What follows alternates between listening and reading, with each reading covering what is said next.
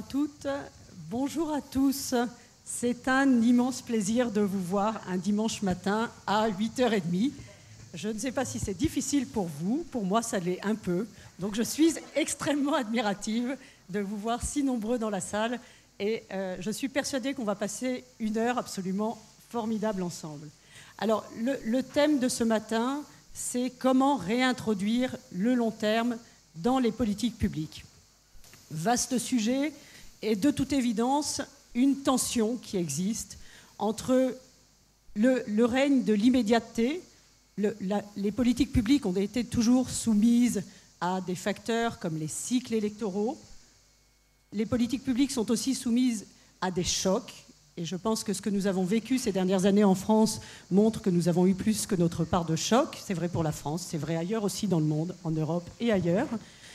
Et puis ce qui est un peu nouveau depuis une ou deux décennies, c'est le règne de l'information de brève échéance, l'immédiateté, les réseaux sociaux, qui fait que finalement les politiques publiques peuvent paraître de temps en temps ballottées entre des cycles très courts de nouvelles pour le meilleur et pour le pire. J'en ai fait une expérience personnelle quand j'étais personnelle au sens action. Quand j'étais en cabinet ministériel, on a des cycles très, très rapides qui se succèdent. Une nouvelle chasse l'autre dans un sens comme dans l'autre. Alors ce règne de l'immédiateté, il faut vivre avec. Et en même temps, de toute évidence, on n'a jamais eu autant besoin de long terme. Qu'il s'agisse de long terme pour des politiques nationales, je pense par exemple au redressement de l'école, qui est absolument indispensable, la capacité aussi à l'école, de ce point de vue-là, de réduire les inégalités sociales. Je pense bien sûr aux finances publiques, je pense qu'on y reviendra. Et puis je pense à des grands défis, et quel plus grand défi qu'aujourd'hui la transition écologique, qui de toute évidence nécessite une action de long terme. Alors c'est le premier point, l'immédiateté et pourtant le besoin de long terme. Deuxième point, on n'a pas seulement besoin de dresser des perspectives de long terme. De tout temps, les hommes politiques ont dressé des perspectives de long terme. Pendant un moment, c'était l'an 2000. Et puis moi, j'ai beaucoup grandi alors, dans les affaires européennes, comme d'autres, avec l'idée que l'Europe allait être l'économie la plus compétitive d'ici 2020. Donc, c'est finalement assez facile de se tracer des grandes perspectives, et c'est utile. Mais ce dont nous avons besoin aujourd'hui, ce sont des actions qui permettent d'engager les transitions de manière sûre. Et ces actions, elles sont parfois difficiles. Elles peuvent être difficiles parce qu'elles ont des coûts, parce qu'elles impliquent des renoncements. Et pourtant, si on n'engage pas ces actions de court terme qui vont permettre d'arriver aux objectifs de long terme, eh bien, on va se retrouver au mieux à retarder la transition écologique, par exemple. Et on sait que plus on la retarde, plus ce sera difficile, plus le climat se réchauffera. Et au pire, on peut se retrouver à être dans des situations d'irréversibilité. Je pense à ce qui est en train de se passer, par exemple, sur la biodiversité. Donc ne pas agir, c'est prendre des risques, que l'action soit encore plus difficile demain, voire impossible. Donc nous avons besoin de cette action de court terme, même si elle est difficile, pour réussir à tracer cette perspective de long terme. Et puis, dernière chose, cette action, elle ne peut pas se faire de manière brutale. Si on n'embarque pas, si les politiques ne réussissent pas à embarquer pour cette action, fût-elle difficile, les citoyens, alors ce sera une action qui risquera d'être défaite par le prochain gouvernement. Ce sera une action qui ne s'inscrira pas dans la durée. Et nous serons dans une situation dans laquelle les tensions sociales qui existent, et les émeutes nous l'ont rappelé cette semaine, les tensions sociales risqueront d'être exacerbées. Donc nous avons besoin non seulement d'une inscription dans le long terme, mais aussi d'une action de court terme, fût-elle difficile, pour arriver à tracer ces perspectives de long terme et à avancer de manière concrète sur le chemin. Et pour cela, nous devons le faire en embarquant les citoyens. Voilà, donc en bref, le sujet de la session ce matin, ça n'est pas comment définir des lendemains qui chantent, c'est vraiment comment rendre ces lendemains possibles. Merci Claire, merci beaucoup. Merci. Merci à tous d'être là. On a la chance d'avoir sur le panel des intervenants qui ont une grande expérience de la chose publique et qui ont aussi l'expérience côté privé de personnes qui sont impliquées, qui sont impactées, dont les entreprises sont impactées par des décisions politiques. Je vais vous les présenter rapidement. Monsieur Donvaï, qui est président de la COP 15 désertification, qui a été également ministre de la Défense, ministre des Eaux et Forêts de Côte d'Ivoire, qui va nous parler de projets où il y a eu cette tension entre court terme et long terme. Augustin de Romanet, PDG des aéroports de Paris, également grande expérience de la chose publique. Vous avez dirigé notamment la Caisse des dépôts et a eu des responsabilités en cabinet dans l'administration à très haut niveau. Stéphane Pallez, qui dirige la Française des Jeux depuis de nombreuses années, mais également grande carrière dans la haute fonction publique auparavant, notamment au cabinet de Michel Sapin, pour ne citer qu'un exemple. Jacques Attali, écrivain, penseur, également ancien conseiller spécial de François Mitterrand. Vous adorez parler de ces sujets-là et je suis sûre que vous aurez beaucoup de choses à dire.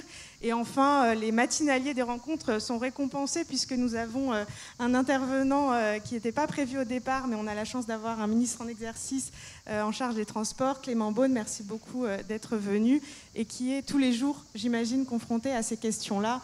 On va en parler. Je vais vous proposer un petit propos introductif. Monsieur Donvaï, vous vouliez notamment nous parler d'un projet que vous avez géré, qui est la Grande Muraille Verte, qui est destiné à lutter contre la désertification et qui a présenté justement des tensions entre le long terme et le court terme. Bien, merci. Je voudrais quand même rapidement, vous avez dit que j'étais président de la COP 15. Beaucoup ici, je pense, ne savent pas ce que c'est. Il y a la COP 27, il y a la COP 15, il y a 2 COP 15 et une COP 27. Alors la COP 27, il y a 3 COP en fait dans le monde. Il y a 30 ans, à la Convention de Rio, quand on a commencé à parler de changement climatique, 3 COP ont été mises en place. Une pour traiter de changement climatique, une pour traiter de perte de biodiversité et la troisième donc pour parler de traiter de sécheresse, désertification et dégradation des sols. Alors ces 3 COP-là se réunissent pour tous les ans, tous les 2 ans, la COP désertification et la COP biodiversité. C'est pour ça qu'elles sont au numéro 15 depuis 30 ans. Et celle qui se réunit tous les ans, c'est la COP climat, donc qui est à 27 maintenant au lieu de 30 parce qu'il y a eu 2 ans d'arrêt à cause de la Covid-19. Ces 3 COP-là travaillent avec des secrétariats exécutifs qui sont de l'ONU. Et ce sont des pays, plus de 200 pays, 220 pays à peu près dans le monde, qui sont partis de cette convention. Alors la COP désertification a eu lieu la dernière 15 donc en Côte d'Ivoire. Et la Côte d'Ivoire a un mandat de 2 ans et demi pour présider cette COP-là et s'assurer que les résolutions qui ont été prises lors de cette convention soient appliquées par les 200 pays. J'ai été donc désigné par le gouvernement, par mon président, donc pour être candidat et élu par les pays. Donc mon rôle, ce n'est pas de défendre l'Afrique ou la Côte d'Ivoire, mais tous les pays qui sont partis. Mais aujourd'hui, donc, on va parler de l'Afrique, parce qu'un des grands sujets de cette COP, c'est la Grande Muraille Verte. La Grande Muraille Verte, c'est la réalisation d'une muraille d'arbres de 8000 km entre le Sénégal, la Mauritanie et l'Éthiopie, Djibouti, pour reverdir le Sahel et faire en sorte de changer l'économie de ces pays, reverdir donc le désert, oui, mais surtout créer une économie, créer un espoir à toutes ces populations qui vivent dans le désert ou qui vivent autour du Sahel. La désertification aujourd'hui et la sécheresse est un sujet qui devient de plus en plus actuel et factuel, puisque ce ne sont plus que les pays pauvres qui subissent la désertification ou la sécheresse, mais aujourd'hui les pays industrialisés commencent depuis quelques années donc, à découvrir ce que c'est que la sécheresse. 37 degrés depuis qu'on est arrivé ici, c'est plus chaud qu'à Abidjan. Quand je suis parti, nous on était à 28 degrés. Donc vous vous rendez compte que la sécheresse aujourd'hui est un sujet mondial et on commence à s'y intéresser et on s'aperçoit que ces sujets-là sont tous interliés.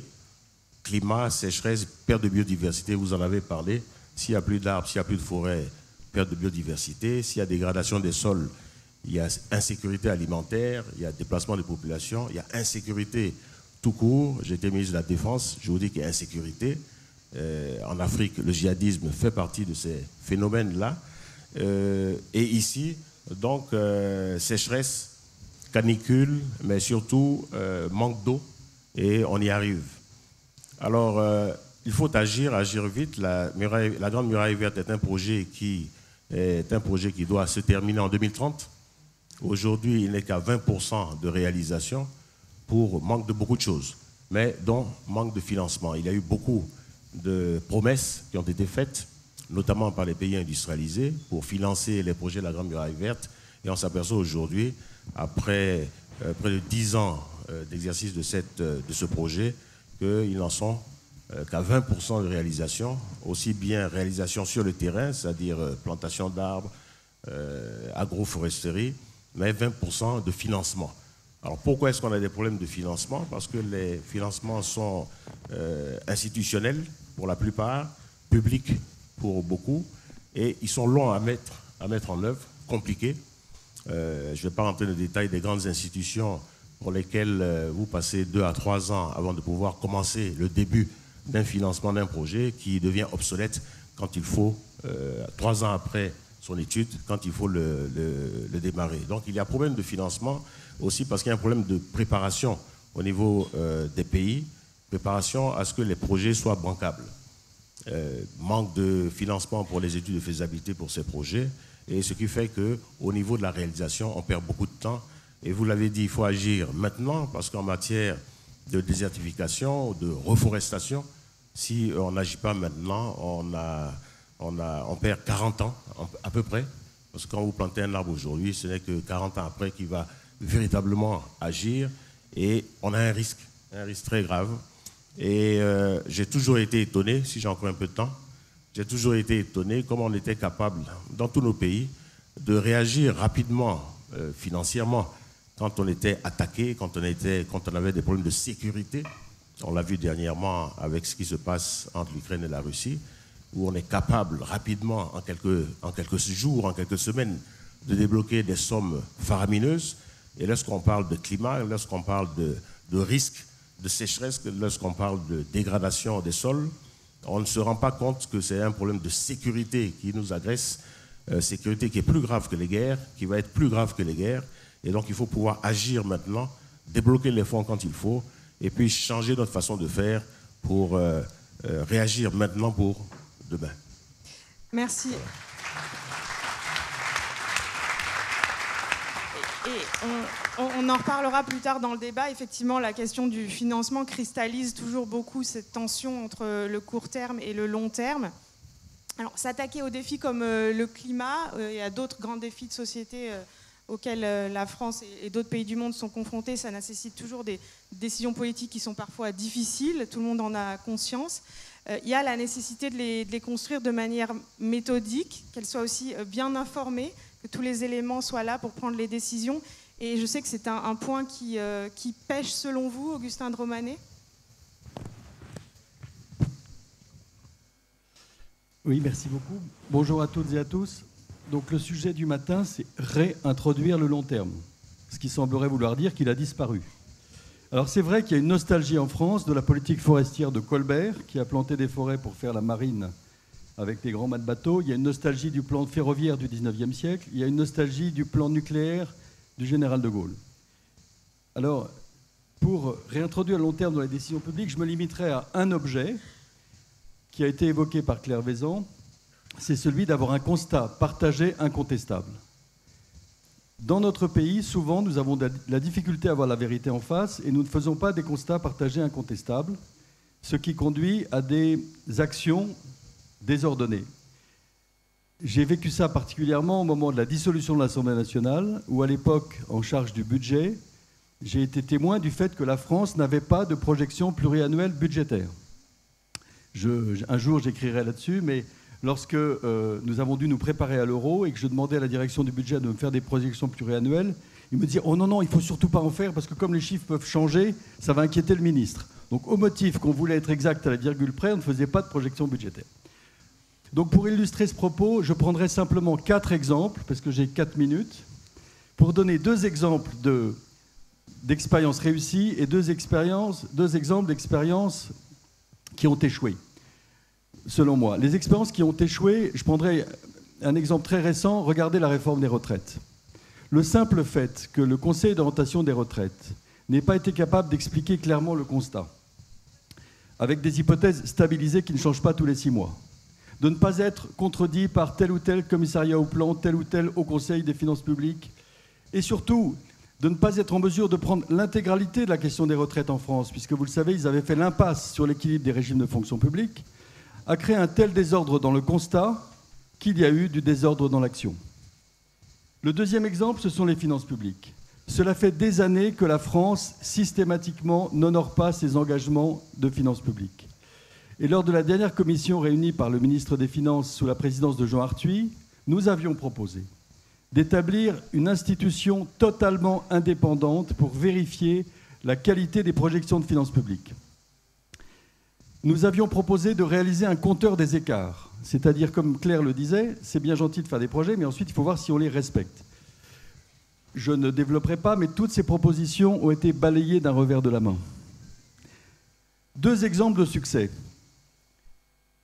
Avant la projection réalisée par RTE, le réseau de transport d'électricité français, en octobre 2021, sur le futur de l'énergie en France, il n'y avait aucune vision claire des enjeux du développement des énergies renouvelables, d'une part, et d'autre part, il n'y avait aucune qualification du fait qu'on ne pouvait pas se passer du nucléaire. Et je pense que tous les observateurs de la vie publique auront constaté que l'existence de ce travail remarquable fait par RTE, qu'il a fait proprio motu d'ailleurs, même si ensuite tout le monde lui a expliqué qu'on lui avait commandé, a permis d'avoir un débat sur les énergies renouvelables et sur l'énergie nucléaire beaucoup plus apaisé et donc d'avoir une action. Le deuxième exemple de réussite, c'est ce qu'on appelle dans le jargon l'article 301 de la loi climat-énergie, qui oblige notamment tout le secteur aérien à projeter ses émissions de gaz à effet de serre d'ici 2050. Donc nous avons un constat clair qui est celui du GIEC. Nous avons un constat partagé qui est que d'ici 2050, nous avons un certain nombre d'efforts à faire. Et c'est ce constat qui nous a conduit, nous, à reconnaître que nous ne savons pas décarboner l'énergie uniquement avec les avions électriques, les avions à hydrogène ou les carburants durables, mais qu'il faudra aussi réduire nos voyages, parce que les mathématiques sont implacables. Et c'est cette capacité à voir les mathématiques de façon partagée, objective et consensuelle qui permet d'agir. Pour conclure, parce que j'étais déjà trop long, me semble-t-il, je dirais que nous avons quand même des motifs d'espoir. Les motifs d'espoir, c'est le fait que, justement, en matière climatique ou en matière d'énergie ou en matière d'investissement d'avenir, nous avons en France aujourd'hui de nouveau une démarche de long terme. Je prendrai simplement l'exemple de France 2030. France 2030, c'est un programme qui a identifié 10 secteurs d'avenir pour l'économie française. Et aujourd'hui, quand on voit la quantité de start-up qui émergent en France, à commencer par le domaine de l'aviation, je ne vous parlerai pas pendant des heures du futur jet d'affaires à hydrogène, mais il existe, eh bien ces initiatives sont financées par France 2030, qui est une autre illustration de ce que, lorsqu'on fait des constats partagés de la situation qui existe, ce qui suppose beaucoup de concertation, comme tu l'as dit Claire, eh bien, on peut faire des choses magnifiques. Merci beaucoup.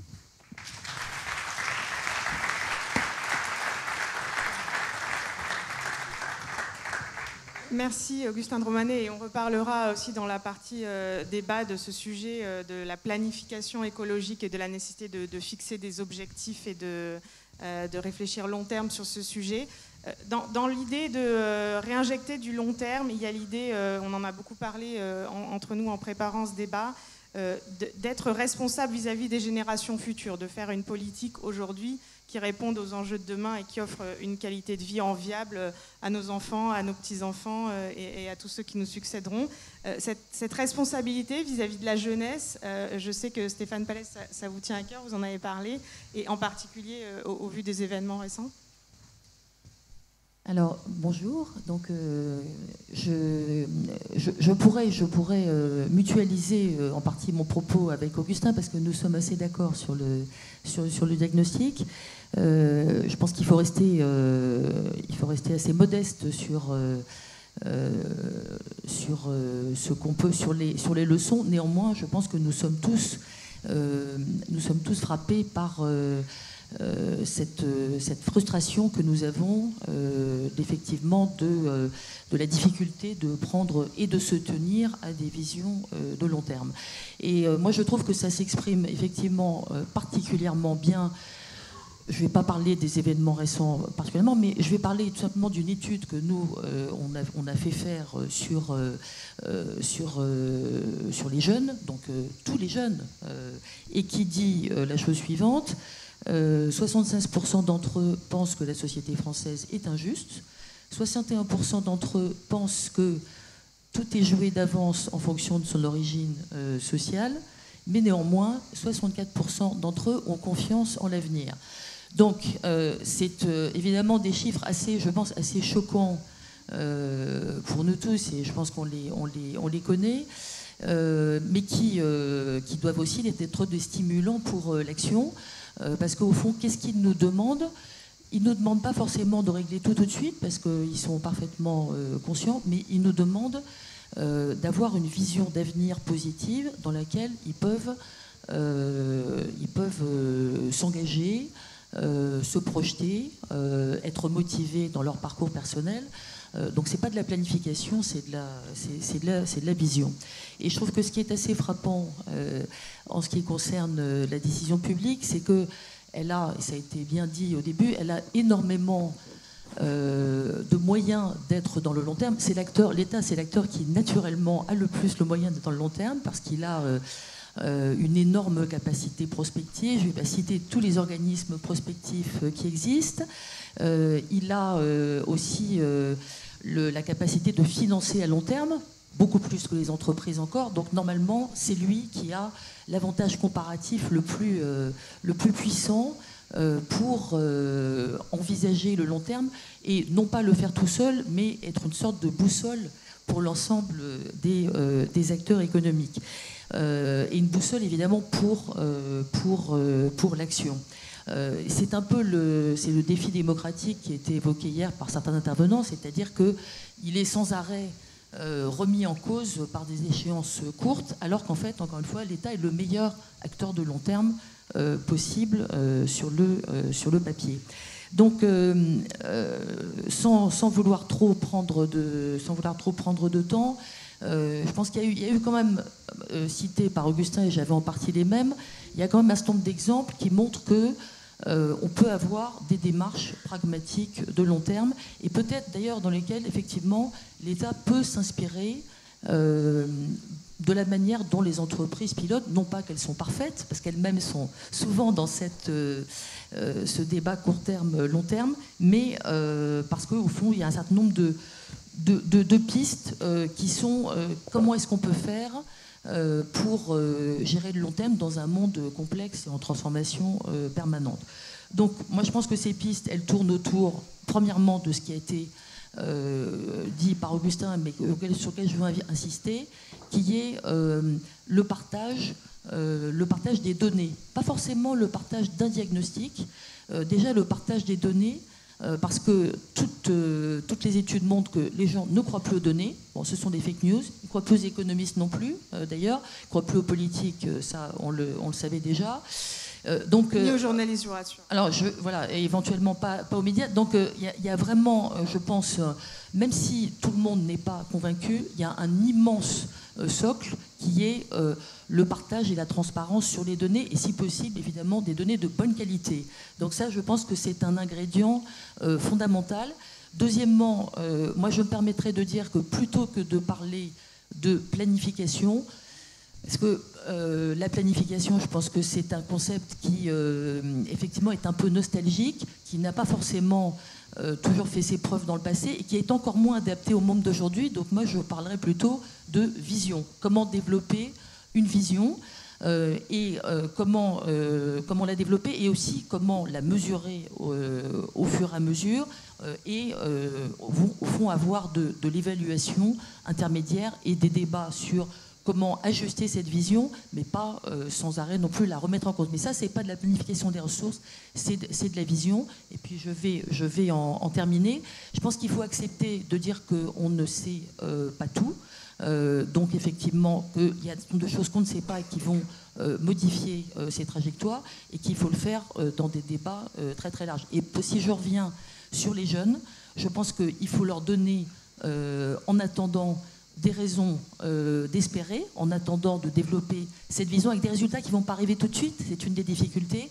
Et je pense que la seule manière de développer cette raison d'espérer, eh bien, c'est l'éducation, la formation, l'emploi. Et là, l'entreprise et l'État, elles peuvent agir tout de suite, me semble-t-il, pour aussi donner ces raisons d'espérer dans un avenir qui n'est pas tout tracé, parce que c'est impossible, mais dans lequel l'éducation est un facteur de confiance pour travailler cette vision de long terme ensemble.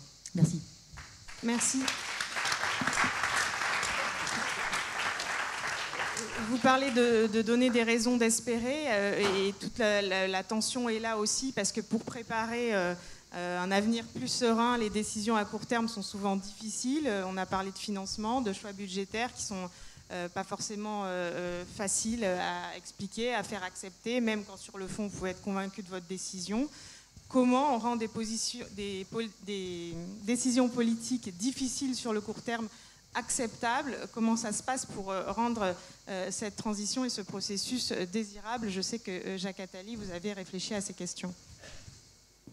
Je vous remercie. J'ai pris quelques notes en écoutant les remarquables interventions qui m'ont précédé.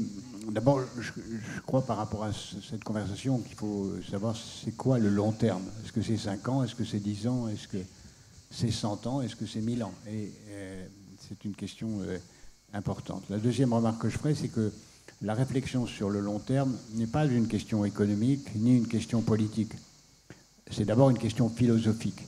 C'est-à-dire, attache-t-on de l'importance au long terme? Considère-t-on que l'avenir est important? Ou doit-on, comme la tyrannie de la liberté dans nos sociétés nous y pousse, à considérer que seul compte moi, maintenant, ce que je peux obtenir à l'instant? Pense-t-on comme Marx, je veux dire comme Groucho Marx, qui disait je ne vois pas pourquoi je m'intéresserais aux générations suivantes, qu'est-ce qu'elles ont fait pour moi? Ce qui est une phrase à la fois profonde et stupide.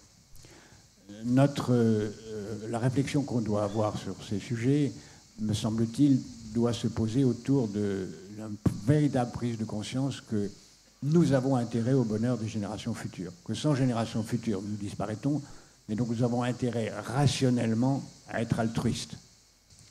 Ce qui n'est pas un concept simple et qu'on enseigne à peu près nulle part. Nous sommes menacés d'une disparition de l'humanité, écologiquement, par l'ignorance, par la guerre, par l'artificialisation sous toutes ses formes. Nous sommes menacés d'une disparition de l'humanité. Pas à 1000 ans, pas à 2 siècles, beaucoup plus proche de nous. Et par rapport à ça, je crois que rendre une prise de compte en conscience du long terme désirable, c'est savoir que beaucoup d'espèces vont disparaître. Les ornithorynques n'en ont plus que pour 25 ans. Que le climat, on le voit ici tous les jours, va devenir invivable. Il y a 2 milliards de personnes qui, dans 20 ans, devront bouger.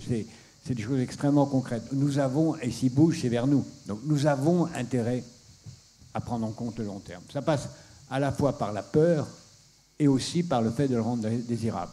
Pour le rendre désirable, d'abord, il faut avoir cette conscience très profonde que ce qu'on fait pour nos enfants, c'est-à-dire s'intéresser à leur avenir, il faut le faire pour tous les enfants du monde. Et nous avons intérêt à considérer tous les enfants du monde comme nos enfants. Et même à considérer ceux qui ne sont pas encore nés comme nos enfants. Ça suppose pour moi quelques principes prosaïques assez simples. Le premier, c'est de distinguer ce que c'est qu'une société positive et une société négative. Une société positive, c'est une société qui s'intéresse à l'avenir, au long terme, au très long terme. Une société négative, c'est celle dans laquelle nous vivons, tyrannie du sondage, tyrannie du cours de bourse, tyrannie de l'instant, tyrannie du moi d'abord, à la fois individuel et collectif. Entre le narcissisme, la publicité et le populisme, il y a des rapports idéologiques extrêmement profonds. Et c'est distinguer en économie les secteurs qui sont utiles à l'avenir et les secteurs qui sont nuisibles à l'avenir. L'économie de la vie, santé, éducation, mobilité durable, énergie renouvelable, alimentation saine, démocratie, culture, ça c'est utile à l'économie de la vie. Tout le reste, tout ce qui dépend des économies fossiles, tout ce qui dépend l'agriculture désastreuse, des sucres artificiels, des différentes formes de drogue, c'est l'économie de la mort. L'économie de la mort, c'est 60% du PIB. C'est plus de 60% de la consommation de chacun d'entre nous. Et si on veut agir sur l'avenir, il faut basculer notre consommation sur l'économie de la vie. Ça veut dire faire quelque chose de désirable. Il n'y a rien de plus désirable que de s'occuper de la santé, de l'éducation, de l'énergie renouvelable, de la culture. Il n'y a rien de plus désastreux. Et en particulier, ce que disait Augustin, il va falloir réduire nos transports aussi longtemps qu'ils sont faits avec l'économie de la mort et la mobilité qui va avec. Et au-delà de cette distinction, je pense qu'on peut l'appliquer concrètement dans nos sociétés. Par exemple, pour faire que tout ça soit concret et possible, il suffirait de faire une très légère modification de nos constitutions, celle de la France ou d'autres, qui dirait « Toute décision contraire à l'intérêt des générations futures est inconstitutionnelle ». Alors naturellement, ce n'est pas facile à démontrer, mais au moins on aura essayé, et chaque décision, celle que prend un ministre, ou celle que prend un gouvernement, ou celle que prend une entreprise, devra justifier qu'elle est utile aux générations futures, comme les parents doivent justifier que ce qu'ils font, devraient justifier que ce qu'ils font est utile à leurs enfants. C'est cela qui, à mon avis, rendra nos sociétés désirables. Puis j'ajoute 2 remarques. La première, c'est que si on veut, dans nos sociétés de tyrannie du court terme, imposer le long terme, il faut prendre très vite des décisions qui imposent le long terme, qui font que le long terme devienne irréfutable, qu'on ne puisse pas faire marche arrière.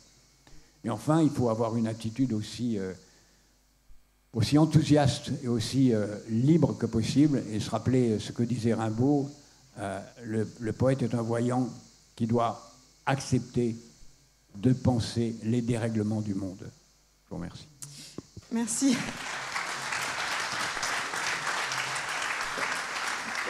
Constat un peu dur, je ne sais pas si vous êtes dans le thème de recréer l'espoir, là, mais on y travaille, Clément Beaune, je me tourne vers vous parce que tous les intervenants ici ont beaucoup d'idées, de constats sur comment gérer cette tension, mais bien sûr, ils traitent avec le politique sans être au cœur du système. Vous faites face aux électeurs.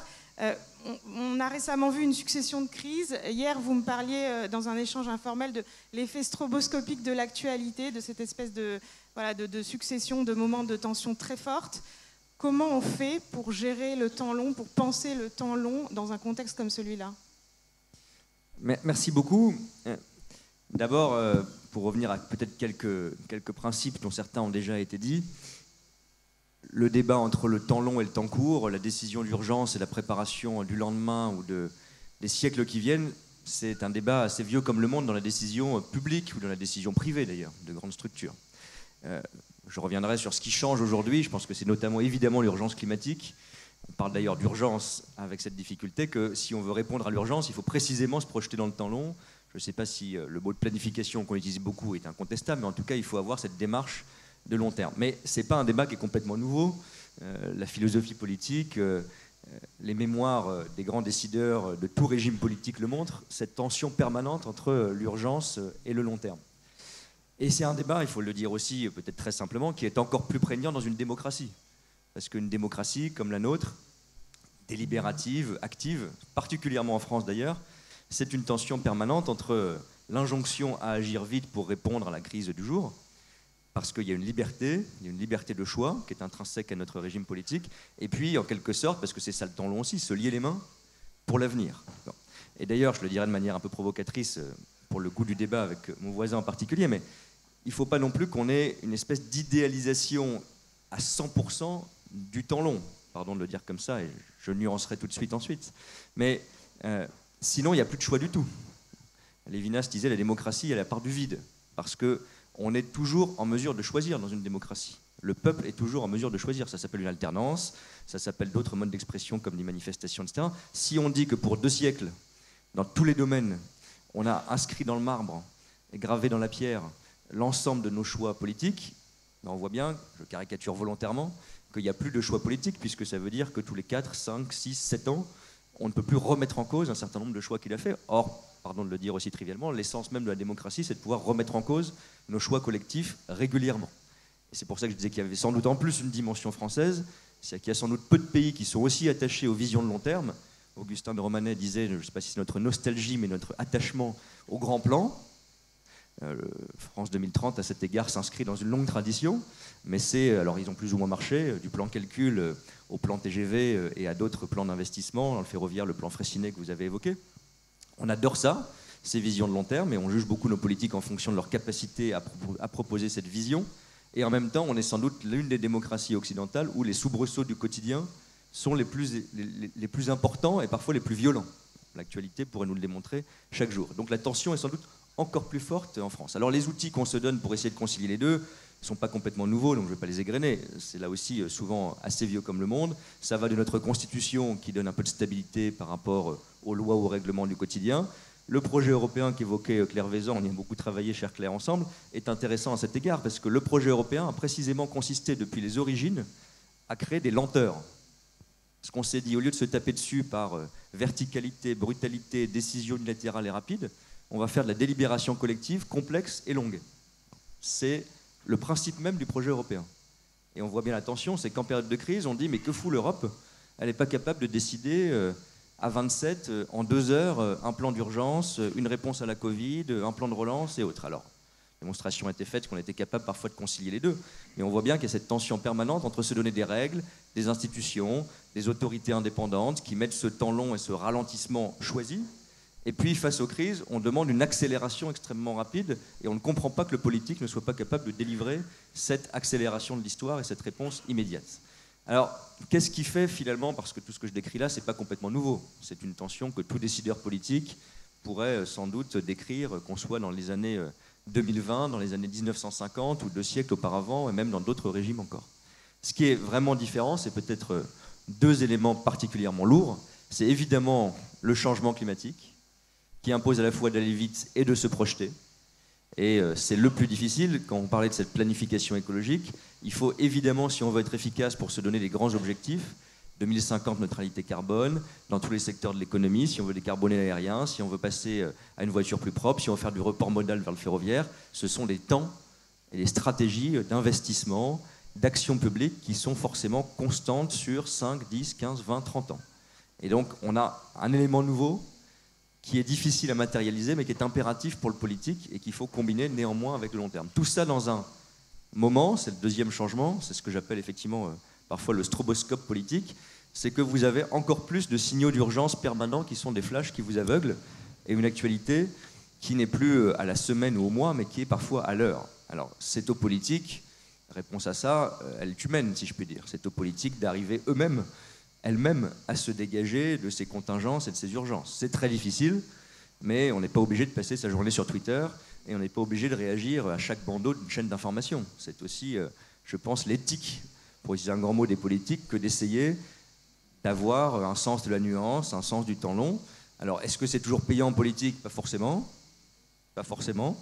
Mais c'est aussi, il n'y a pas de remède à ça, où il n'y a pas d'institution qui remplace cette éthique personnelle et collective. Il faut arriver à se dégager de cela. Et puis, je le dis, pour prendre peut-être l'exemple du climat, mais on pourrait l'appliquer à d'autres domaines, il faut, je le dis de manière pas du tout cynique, mais au contraire extrêmement convaincue, il faut arriver à trouver, si je puis dire, des ruses qui associent le temps court et le temps long. C'est pas complètement nouveau, mais c'est sans doute encore plus vrai aujourd'hui. Si vous prenez une mesure écologique très concrète, quelle est celle qu'on a prise ces dernières années, à mon sens, en tout cas dans ma période politique et gouvernementale, qui est la plus puissante en termes d'impact, de transformation industrielle et de négociation collective? Ça a été l'interdiction de la vente des voitures thermiques en 2035. On l'a fait au niveau européen. On peut discuter, je ne rentre pas dans le débat industriel, savoir si c'était la bonne technologie, etc. Mais on a fait un choix qui est extrêmement structurant pour tout un secteur économique, toute une filière, toute une économie, et pour 27 pays européens à la fois. C'est considérable. Est-ce que c'est très visible par nos concitoyens, et est-ce qu'ils se sont dit, ce jour-là, il s'est passé un truc majeur en termes d'écologie? Je ne suis pas sûr. Ça inquiète, ça se sait, mais je ne suis pas sûr que ça soit vu comme une mesure écologique absolument majeure.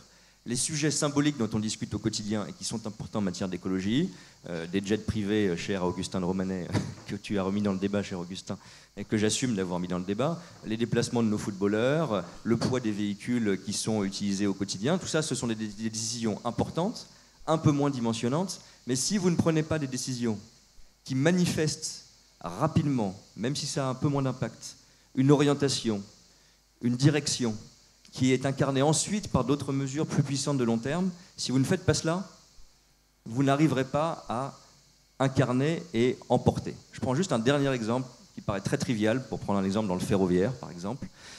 Quand on dit qu'il faut investir dans le train pour l'écologie, évidemment, mais j'apprends rien à personne en disant que quand vous faites une ligne nouvelle, que vous rachetez des trains ou que vous rénovez un réseau, ça prend entre 10 et 15 ans. Si vous voulez dire aux gens qui n'ont pas le train régulier ou fréquent aujourd'hui, qui ne voient pas arriver les changements, ça va venir, ça va se matérialiser, il faut trouver là aussi un certain nombre d'illustrations. Et je prends juste cet exemple et je finis là. Il y a une ligne qui m'est très chère qui s'appelle la ligne Paris-Clermont-Ferrand, qui est l'une des lignes les plus dégradées de notre réseau ferroviaire parce qu'elle a fait l'objet de sous-investissements. On réinvestit mais ça prend du temps. On a emmené un certain nombre d'élus, d'associations, aller voir le nouveau train qui est en production. Dans l'usine où c'est en production, ça paraît anecdotique, voire ridicule. C'est extrêmement important pour illustrer le changement et la direction. Et donc en politique, si on veut articuler le court terme et le long terme, il faut, en faisant en sorte que les deux soient cohérents, donner à voir ce qui va arriver demain. Et c'est ça qui, pour prendre nos thèmes du jour, va recréer, je l'espère, si on s'y prend bien, l'espoir. Et donc c'est pour ça que je crois qu'il y a un moyen de relier le temps court et le temps long. C'est pas un débat nouveau, encore une fois, mais entre l'effet stroboscope des flashs qui nous aveuglent et la nécessité encore plus impérieuse que d'habitude d'avoir cette planification, cette orientation, notamment sur le sujet climatique, on a besoin d'avoir au quotidien une illustration qu'on fait les deux à la fois. Merci. Merci. J'ai vu, Jacques Attali, que vous aviez une question. Je vais vous donner la parole dans une minute. Mais avant, je voulais revenir sur ce processus de planification écologique qu'on a tous pris en exemple parce que c'est l'exemple même d'un processus qui a été construit, institutionnalisé pour penser le temps long et dans lequel donc des cibles de réduction d'émissions sont fixées par secteur. Il y a beaucoup d'attentes sur le débouché politique de ce processus. On attend une officialisation, un peu des arbitrages après le 14 juillet. Et je voudrais juste rebondir là-dessus, parce qu'il y a une question cruciale qui va être le financement de cette décarbonation. On sait que, en tout cas, c'est le diagnostic qu'a fait Jean Pisani-Ferry dans son rapport, qu'il allait y avoir besoin notamment de 34 milliards supplémentaires par an de financement public à horizon 2030. La Première ministre, ce matin, dans une interview aux Parisiens, a annoncé 7 milliards supplémentaires pour 2024. Il va manquer des sous, là. Alors je ne vais pas rentrer dans un long débat budgétaire parce que j'ai raccroché les crampons de mes champs budgétaires il y a quelques années, mais c'est évidemment important. Alors d'abord, je vais, aggraver le diagnostic. Je crois que Jean Pisani-Ferry évoque même des montants d'investissement encore supérieurs aux 34 milliards que vous évoquiez, mais enfin, c'est sans doute l'ordre de grandeur. Quand la Première ministre a parlé de 5 milliards supplémentaires, je crois, l'an prochain, qu'elle a évoqué sur 2 ans le fait qu'on avait injecter, si je puis dire, qu'on allait injecter 7 milliards d'investissements annuels supplémentaires dans la transition écologique. Je ne vais pas vous détailler tous les instruments, le fonds vert, les contrats de plan État-région dans les transports, etc. C'est la part de l'État qui doit s'ajouter, qui s'ajoute déjà, beaucoup les représentent ici, à ce que font les collectivités locales ou à ce que font d'autres acteurs, parfois, et les grandes entreprises publiques. Je pense à la SNCF dans le domaine qui est le mien. Sans doute, on pourrait compter des investissements d'Aéroports de Paris qui est dans la sphère publique, actionnariat, majorité publique, etc. Donc, c'est une partie du chemin qu'a annoncé la Première ministre. Et en effet, je vous confirme, mais je n'en dévoilerai pas plus ce matin, qu'après le 14 juillet, nous aurons l'occasion de présenter une démarche de planification écologique. Je dis juste un mot, c'est que cette démarche, elle a été sérieuse, travaillée, documentée, secteur par secteur, transport, logement, agriculture. On va lister un certain nombre de leviers d'action et de mesures annoncées, récapitulées ou supplémentaires. Mais vous voyez bien que même si les choses sont très complètes, il faudra matérialiser un certain nombre de changements. Et quand je dis ça, encore une fois, ce n'est pas de l'anecdote ou du symbole, c'est que si vous ne donnez pas à voir ce qui va se passer, que votre effort est sérieux, que vous êtes engagé dans un vrai changement, investissement dans le ferroviaire, rénovation énergétique des logements, etc., si les gens ne le voient pas maintenant, ils n'y croient pas pour demain. Et ça, ce n'est pas complètement nouveau, mais c'est sans doute encore renforcé dans une société de l'immédiateté. Merci pour ces précisions. Jacques Attali, vous vouliez réagir aux propos du ministre juste avant ? Oui, parce que mon voisin, puisqu'il m'a appelé mon voisin, donc je retourne, mon voisin m'a contredit et je suis en total désaccord avec sa contradiction. D'abord, il se fait une illusion totale sur le rôle du politique. Le politique a de moins en moins de pouvoir, cher ministre. Il y a l'Europe, il y a le marché, il y a la décentralisation. Il y a les autorités indépendantes, dont la plus respectable, une des plus respectables, ou deux des plus respectables françaises sont représentées par leur patron dans cette salle. Donc le pouvoir a de moins en moins de pouvoir. Deuxièmement, j'étais assez choqué, cher voisin, cher ami, quand vous avez dit que le pouvoir était libre de faire ce qu'il veut. Il faut surtout préserver la liberté du pouvoir de faire ce qu'il veut de toutes les élections. Non. Non, parce qu'il y a une constitution. Non, parce qu'il y a des principes et des valeurs. Non, parce qu'il faut donner le droit de vote aux générations futures et que nous sommes responsables de penser à elles. C'est pour ça que j'ai proposé d'inclure dans la Constitution un principe qui donne le droit de vote aux générations futures. Et si on fait ça, ben on s'aperçoit qu'il faut dire aux citoyens que la vraie liberté qu'ils ont n'est pas de choisir tout et n'importe quoi, n'importe quand. C'est de choisir à quelle vitesse on va passer de l'économie de la mort à l'économie de la vie. C'est pourquoi je crois que le calcul de notre ami Pisani-Ferry est absurde. Parce qu'on n'a pas besoin de 35 milliards d'investissements de plus. On a besoin de basculer des investissements d'économie de la mort vers les économies de la vie. C'est une question de transfert, ce n'est pas une question de dépenses supplémentaires. C'est une question d'avoir le courage de dire tout ce qu'on fait pour soutenir l'agriculture malsaine, les énergies fossiles, le transport fossile, l'ensemble des activités qui sont 50% du PIB, qui est l'économie de la mort, il faut cesser de le subventionner. Et il faut le taxer. Et avec ça, on a de quoi financer très largement. Alors, deuxième erreur, me semble-t-il. On va laisser le ministre répondre quand même, parce que là, vous le... Oh, je termine, je m'arrête. Je pourrais dire les autres erreurs plus tard. Il faut que Jacques Attali dise la deuxième erreur, parce que sinon je me serais sentir un peu frustré. La deuxième erreur, c'est de penser que le climat est le seul problème. Supposons qu'on ait la capacité de faire en sorte de dépenser beaucoup d'argent pour que le climat soit le meilleur possible et qu'on n'ait plus rien fait sur l'éducation, sur la santé et l'alimentation, la planète serait un enfer.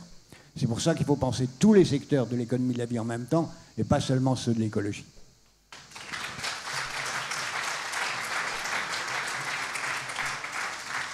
Non, j'y reviens en une seconde parce que je crois, c'est peut-être ma nature consensuelle ou de coalition européenne assumée, qu'en fait on est plus d'accord, chers voisins, que ce qu'on... J'ai pu laisser entendre, pardon si je me suis mal exprimé alors. J'ai certainement pas dit qu'il fallait qu'il n'y ait aucune règle, institution, norme supérieure qui intègre du long terme. Au contraire, je pense qu'il en faut d'ailleurs. Pardon, je vais jusqu'au bout de nos propres contradictions, puisque vous dites en même temps il n'y a pas assez de pouvoir, si je puis dire, aux politiques. Il y en a de moins en moins. Le politique doit accepter qu'il en a de moins en moins. Alors, en tout cas, vous faites le constat qu'il y en a de moins en moins. Parce qu'on a justement mis un certain nombre de règles qui touchent notamment au long terme, les autorités administratives indépendantes. Je ne sais pas si on peut classer dans l'autorité administrative indépendante, j'ai vu de loin le gouverneur de la Banque de France. L'indépendance de la Banque centrale est un principe essentiel qui a précisément, c'est un fait, réduit une partie du pouvoir politique au sens strict, mais qui est une nécessité pour créer de la confiance et du long terme. Donc je ne suis pas du tout défavorable à ça. Ce que je dis, c'est qu'un, c'est pas nouveau, et deux, il y a un équilibre. Personne ne propose, je crois, que tout soit réglé par la Constitution et qu'il n'y ait plus de loi. De même que personne ne propose, en tout cas pas moi, que la loi fasse tout et qu'on supprime la Constitution. C'est un équilibre entre des principes, des valeurs, des stratégies de long terme sur lesquelles on se lie les mains volontairement, y compris dans une démocratie, et le maintien d'une marge de manœuvre régulière et fréquente. C'est la tension démocratique fondamentale. Et justement, ce que je dis, comme vous, je crois, cher Jacques, c'est que c'est difficile quand on a des défis, notamment le climat, pas seulement le climat, mais qui nécessitent de revoir ou de revisiter cet équilibre-là, sans doute en donnant plus de long terme, mais en ne retirant pas la décision publique régulière, sinon on ne fait plus l'élection. Bon. Et l'élection, c'est par nature, mais c'est la beauté démocratique, un risque de remettre en cause le choix d'avant.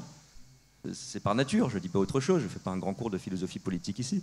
Je dis que l'élection, elle peut remettre en cause, y compris d'ailleurs une stratégie climatique. On peut le regretter, mais c'est la liberté démocratique. Et donc si on veut se lier les mains positivement et entraîner l'action, ce que je dis, c'est qu'il faut aujourd'hui arriver à entraîner les gens par des symboles, des actions, des mesures de court terme, dans une direction de long terme qui ne sera pas remise en cause parce qu'elle aura suscité l'adhésion. Merci. Augustin de Romanet, je vous voyais sourire ou approuver, ou peut-être désapprouver à certains points. Qu'est-ce que vous... Oui. Moi, si vous voulez, je vais essayer de réconcilier Clément Beaune et Jacques Attali en donnant la parole à mon voisin de droite, Alain Robert Danahu. Pourquoi ? Pour réconcilier la démocratie et les contraintes holistiques du long terme dont a parlé Jacques Attali, on peut passer par les traités internationaux. Les démocraties changent tous les 5 ans, mais les pouvoirs qui ont signé les traités vont au-delà des régimes. Et il faut, pour qu'un régime remette en cause un traité international, qu'il fasse un acte d'une lourdeur telle qu'il va au-delà, souvent, du mandat que l'on donnait ses électeurs. C'est la raison pour laquelle les initiatives comme la COP15 de notre ami Alain Robert Donahue sont très importantes, et je lui donne la parole pour achever cette réconciliation. Lourde tâche. Je ne sais pas si je vais réussir à réconcilier. Je ne vois pas qu'ils soient opposés l'un à l'autre. Je ne veux pas rentrer dans le débat français. J'ai créé le débat pour animer la matinée. Voilà. Vous avez compris où vous mettez les pieds. Je ne veux pas rentrer dans le débat français. Moi, je viens de Côte d'Ivoire. Mais je crois qu'il faut qu'on ait des objectifs. Et ce sont ces objectifs-là qui déterminent notre action présente et nos politiques. Moi, je suis politique, j'étais dans les gouvernements et autres, mais je suis un élu. Ça fait 20 ans que je suis élu, 10 ans que je suis président de région. Et donc, ce qui m'importe, c'est ce qui est bon pour mes communautés. C'est ça qui est important. Il faut qu'il y ait plus d'implication des populations elles-mêmes. C'est ce qui va faire changer les politiques. Je suis d'accord pour dire que le politique a de moins en moins de pouvoir. Mais le pouvoir du politique, il émane du peuple, de toutes les façons. Donc c'est le peuple qui doit sanctionner. Mais si le peuple n'est pas informé, si les populations ne sont pas informées, ne sont pas sensibilisées à ce qui est bon pour elles, pour demain, elles ne vont pas faire pression sur les responsables politiques qui, eux, prennent des décisions. Mais il ne faut pas que nous, responsables politiques, on prenne des décisions dans nos bureaux climatisés en Côte d'Ivoire. Et à Aix-en-Provence.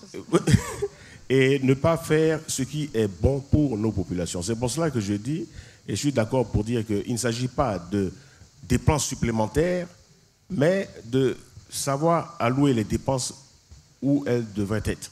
En fait, c'est cela. D'accord. Et on a les moyens. Mais il faut que le secteur privé aussi soit plus impliqué. Ne comptez pas seulement sur les politiques publiques ou sur les financements publics, mais il faut que le secteur privé soit beaucoup plus impliqué, que la jeunesse soit plus impliquée. Les femmes aussi, on en a parlé auparavant, mais je suis tout à fait d'accord. Les femmes, mais la jeunesse, il faut que la jeunesse soit plus impliquée, non seulement dans l'action privée et tout cela, mais aussi dans le débat politique. Il faut que la jeunesse soit plus impliquée. Merci. Merci beaucoup. Je voudrais garder 2 minutes pour des questions de l'audience. Stéphane Pallez, est-ce que vous aviez un point à rajouter sur les points que moi, je voulais rajouter une chose par rapport à ce qui a été dit sur la réconciliation court terme, long terme, qui est évidemment le truc le plus fondamental et le plus difficile à faire et qui a été évoqué par Clément. Je crois qu'il y a il est tout à fait évidemment évident que prendre des décisions positives dans le court terme ou montrer des choses qui illustrent l'avenir et qui permettent d'attendre sa réalisation, c'est bien. Je pense aussi qu'il faut rajouter à ça peut-être des décisions de court terme qu'il ne faut pas prendre ou des choses qu'il faut nettoyer pour montrer qu'on est tout de suite cohérent. Et si je puis me permettre, je pense qu'on a encore, de ce point de vue-là, des choses qu'on peut faire. Je parle déjà du cadre français. Quand on parlait de biodiversité, sur la biodiversité, sur les pesticides, je pense que c'est difficile de dire on a une trajectoire dans laquelle on va s'occuper de la biodiversité, qui est maintenant un sujet que les citoyens se sont totalement appropriés, qui est devenu très connu, très populaire, et ne pas montrer que dans le court terme, on a une certaine cohérence par rapport à ça. Donc je pense qu'il faut rajouter ça à la panoplie de moyens de réconciliation court terme, long terme. Merci. Merci. Je ne voudrais pas ouvrir le débat sur l'interdiction des pesticides en conclusion, mais on a le temps pour 1 ou 2 questions. Monsieur, allez-y, je ne sais pas s'il y a des micros pour l'audience. Bonjour à tous, merci à tous d'être là à 8h du matin. Merci aux organisateurs d'avoir pensé cette session, car l'économie, la décision économique, c'est avant tout politique. Ma question elle s'adresse plus particulièrement à M. le ministre Clément Beaune, sans discrimination intergénérationnelle. Merci à participants d'être là à 8h du matin, c'est très personnel. Nous sommes de la même génération. Du Monsieur le ministre, sans trahir de secret, vous avez le cœur à gauche depuis au moins 2012, comme nous tous. Rapide, s'il vous plaît, la question, sinon on va... Bref, au regard de votre expérience, ne pensez-vous pas que la session devrait s'appeler plutôt introduire le long terme dans la décision politique, sans citer de philosophes, que ce soit Aristote ou Jean Clévy, sur la notion du rapport avec le temps? Pour moi, la réponse était évidente. La politique, la décision politique n'est malheureusement que de court terme. Et donc, quelle est la question?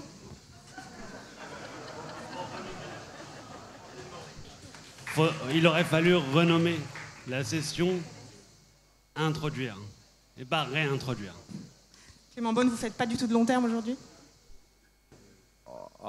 Si c'est pour dire qu'on n'a pas du tout une prise en compte du long terme dans les stratégies ou les politiques publiques ou privées, j'espère que non. Au contraire, on l'a décrit avec des outils qui sont parfois anciens. On aurait pu évoquer la façon dont on investit dans nos infrastructures. Augustin de Romanet le sait, quand on a une concession, quand on a des investissements de long terme, on le fait heureusement déjà. Réintroduire, c'est parce que justement, je pense qu'on est un peu plus aveuglé encore que les décennies précédentes et que dans les périodes politiques précédentes par un règne de l'immédiateté. Je ne dis pas quelque chose de très nouveau en ça, mais on doit encore plus se démener. Je crois que c'est aussi dans la façon dont on s'exprime, on construit nos politiques et nos discours politiques pour montrer qu'on pense à demain, à après-demain et à après-après-demain et pas seulement à la crise du jour. Merci. Juste une question, je suis désolée parce qu'on est déjà hors temps. Monsieur avec l'éventail, vous avez une bonne stratégie de visibilité?